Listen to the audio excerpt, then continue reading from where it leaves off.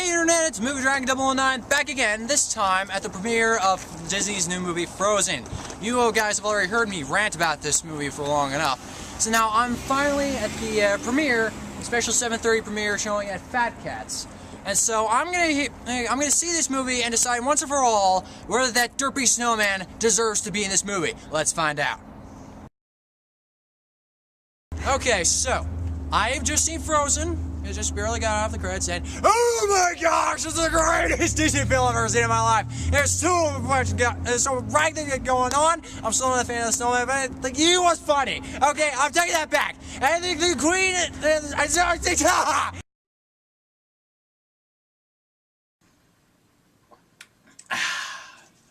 that's better. So I just got back from into the apartments, and as you may have guessed, I have just seen Frozen, and yes, it is a wonderful, delightful film. I am sorry about the outburst, but it is.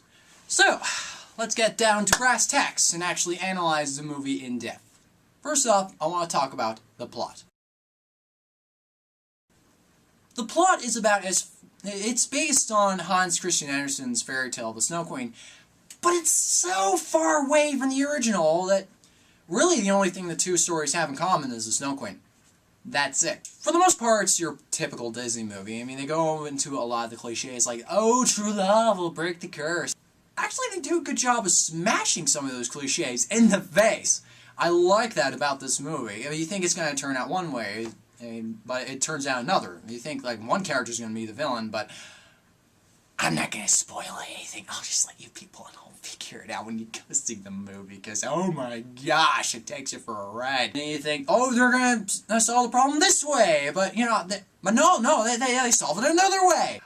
Good on you, Disney, you're getting progressive.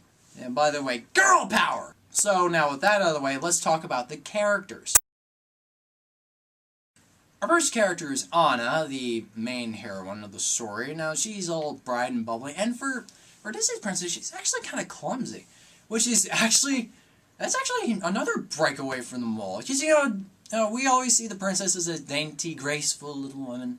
But no, she's bumping into things. It's actually quite hilarious. I like her. And the other protagonist, Elsa, voiced by Idina Menzel.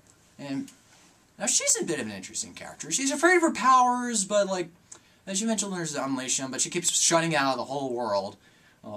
Even going as far to build an ice castle, the effects of which, by the way, are pretty awesome. And she does a great job of letting us feel her pain. And, by the way, I'm just gonna say this right now, just putting it out there, Elsa's hot.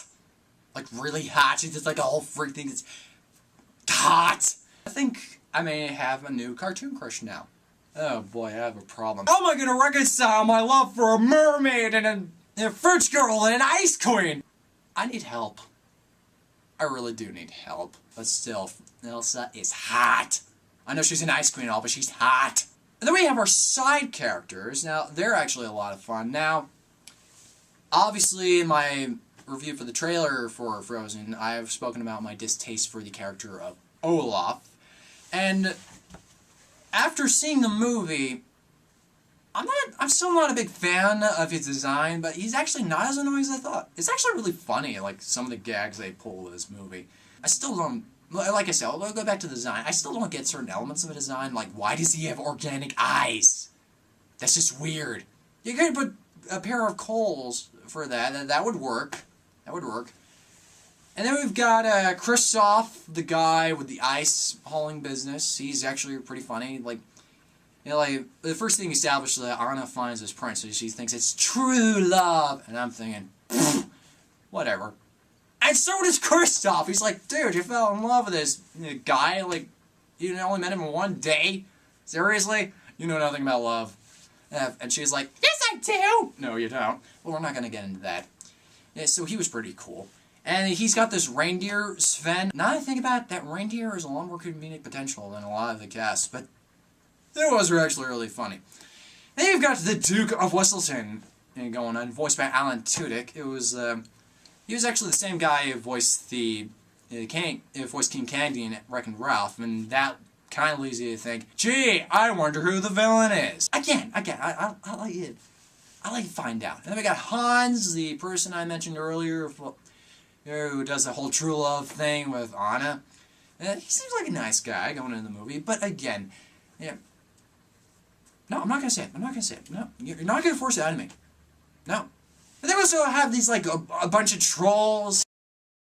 Not that kind of troll. We're talking about more like like a little doll troll, but they're actually made of rocks. It was pretty fun. They were only in the movie for like they only show off like twice in this movie. They seem to be like useful for like exposition. Yeah, I kind of expected a lot more out of those characters, but still, they were worth it. They had a song. They had a song. It works out. Kind of expected them to be an obstacle though. Kind of sad. But oh well. The music was great. A lot of the songs were actually kind of catchy. Yeah, there's a lot of girl power ones in there too. Yeah, that was fun. You can check out the songs in iTunes. I recommend it. And the animation in this movie is actually pretty gorgeous. Now I'm kind of sad that they didn't go with the traditional animation thing. I think that would have worked out. By the way, there are some line art of Anna and Elsa in there. It is gorgeous! Why didn't I go with that? But I digress. The animation that we got is actually really fantastic. I'm surprised what they were able to do with like the snow and ice effects. Like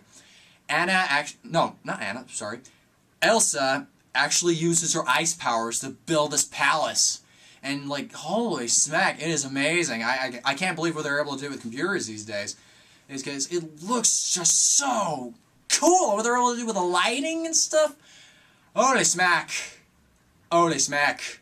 Indeed. It was pretty awesome.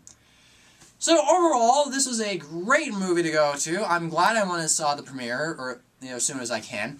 So, in my new grading system for animated films, I rate this film a piece of art.